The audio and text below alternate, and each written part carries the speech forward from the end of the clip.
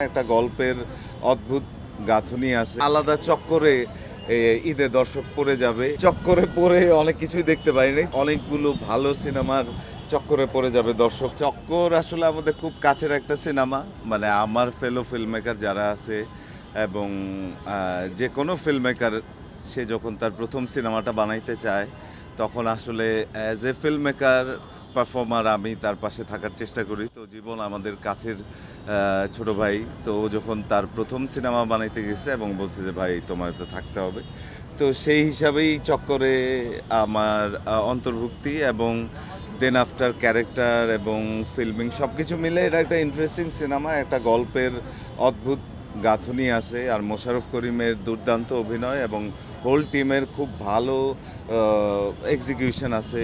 Proper planning design সব কিছু মিলে আমার কাছে মনে হয় যে অনেক মারামারি অ্যাকশন গান বিদেশের লোকেশনে ওই রকম সিনেমার বাইরে চক্করের একটা আলাদা চক্করে ঈদে দর্শক পড়ে যাবে এটাই প্রত্যাশা করছি। কাক কমলা খায় না কেন এটা হলে গিয়ে দেখতে হবে। চক্কর এটা তো আগে কয়ে দিলে হবে না। না আমি এইটা আসলে আমরা যখন সিনেমার শুটিং করি তখন ধারাবাহিকভাবে এই গানের শ্যুটটা করতে পারি নাই। সিনেমার শুটিংয়ের অনেক পরে গিয়ে আমরা আসলে গানের শ্যুটটা করি এবং এইখানে যেই ভদ্রলোক গানটা করছেন কম্পোজিশন এবং শুটিং টুটিং মিলে ইন্টারেস্টিং ছিল। তখন প্রচুর শীত ছিল, আমরা সদরঘাটে এটার কাজ করছি। আমি তো খুব একটা অনেকগুলো সিনেমার এর মধ্যে টানা শুটিংয়ে ছিলাম।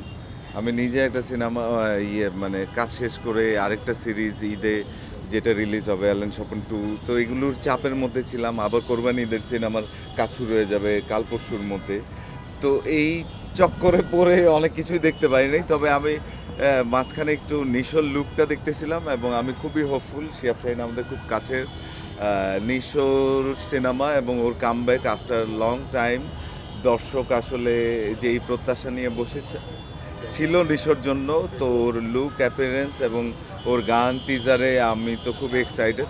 লেটস সি সিনেমা সবগুলো ঈদে যারা আসছে সবার মানে প্রমোশন এবং সবার কন্টেন্ট দেখে আমার কাছে মনে হচ্ছে যে এইবার খুব অনেকগুলো ভালো সিনেমার চক্করে পড়ে যাবে দর্শক। আসলে কোনটা দেখবে কোনটা দেখবে না, তো আমার কাছে মনে হয় যে 4-5টা সিনেমা দেখার মতো রয়ে গেছে এবং ঈদের লম্বা ছুটিতে লোকজন খুব আরাম করে সিনেমা দেখুক, আমি সেটাই প্রত্যাশা করি। না এগুলো ক্লিয়ার হইলে তো আর পরে গল্পে আমাকে দর্শক বিশ্বাস করবে না, তো সব ক্লিয়ারেন্স দেয়া যায় না। এইটা আসলে হয় কি যে আমি আসলে যেই ক্যারেক্টারে যেই জনরায় যে গল্পে যেইভাবে অভিনয় করার চেষ্টা করি তখন ওইটার উপর স্টাডি করি এবং ওইটার উপর আমাদের দেশের পারফর্মাররা এত ব্যস্ত থাকে এবং আমি সেটে গিয়ে দেখি ওরা আসলে মানে আরেকটু বেশি নেক্সট সিনটা নিয়ে মনোযোগী হইলে আমার কাছে মনে হয় যে প্রত্যেকটা পারফর্মারের তার নিজের কাজ এবং আমাদের গল্প সিনেমা সিরিজ সব কিছু একটা অন্য জায়গায় যাওয়া সম্ভব, কিন্তু দে আর টু বিজি ফেসবুক রিলস